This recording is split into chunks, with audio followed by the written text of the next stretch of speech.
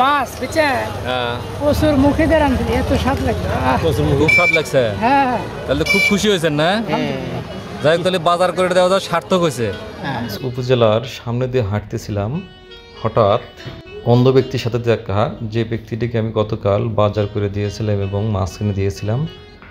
আমি তাকে দেখতে পেয়ে তার কাছে গেলাম এবং কুশল বিনিময় করলাম। সে আমাকে বলল যে আপনার ফোন নাম্বারটি আমাকে দিন। দেখি নাম্বার তোলেন।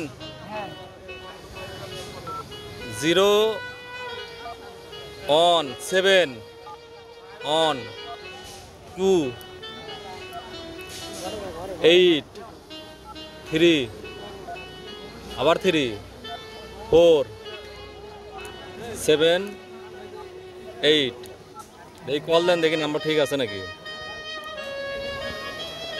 আপনার শেষে 42। তা আপনি চোখে দেখেন না, বাটন কিভাবে চাপলেন বুঝলেন না, একটু বলেন তো কিভাবে চাপলেন। বড় ইয়ে তো হ্যাঁ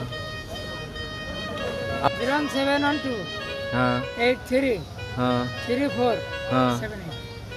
দেখেন, আমি আশ্চর্য হলাম যে আমি নাম্বারটা ওকে আমি একবার বলছি আর ওই নাম্বার মুখস্থ করে ফেলাইছে। তখন আমি ভেঙে ভেঙে বলছি, এটা তো আরো মনে রাখা আরো কঠিন কাজ। এখন যাচ্ছেন কোথায়? আসেন ধান করা, বললাম না ধান করা। ও মানে যা রবিবারে ধান করা আসেন। এখন কোথায় যাচ্ছেন? ঠিক আছে যান। তাহলে কালকে তাহলে বাজার ঠিক মতো খাইছেন না? বাবা মার সাথে করে খাইছেন?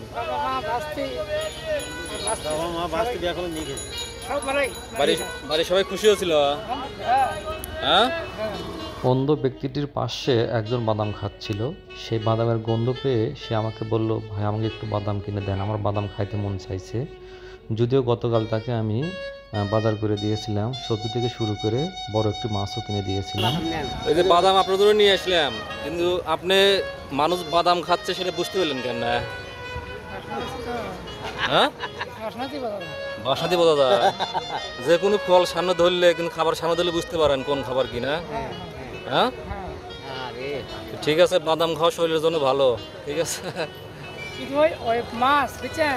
হ্যাঁ প্রচুর মুখে দিয়ে রাঁধলি, এত স্বাদ লাগলো। খুব স্বাদ লাগছে। হ্যাঁ তাহলে খুব খুশি হয়েছেন না? যাই হোক, তাহলে বাজার করে দেওয়া সার্থক হয়েছে। ঠিক আছে, চলে যান তাহলে। অন্ধ ব্যক্তিটিকে পাঠিয়ে দিয়ে আমি হাঁটতেছি রাস্তা দিয়ে, দেখি এই রাস্তার আশেপাশে কোনো অসহায় ব্যক্তি পাই কিনা।